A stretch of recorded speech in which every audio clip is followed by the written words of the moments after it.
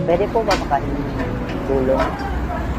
Pwede po makahingi kahit kanin lang po. Yung bahay na kanin.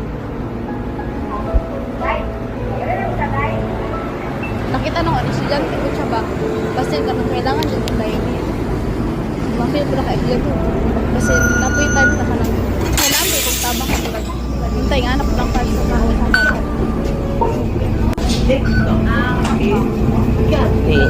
Ibalot lang po para kain po sa sa kanang mga kabulusan na nadji ginoo sa ato kahit pa na.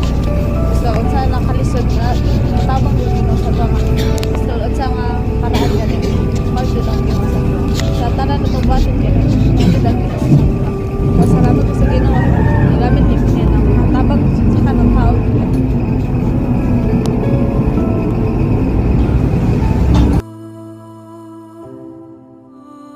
Mangilang tulong. Tulungan agad. Kasi kinawaan ka ng Diyos. Siyempre, in return, you have to reciprocate the feeling that God has given you.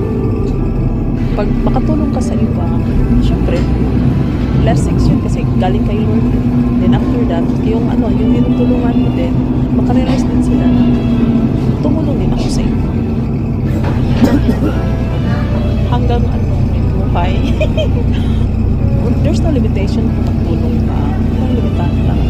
Yung iba, hindi ka matulungan na yan. Huwag mabili. For as long as kaya ng katawan,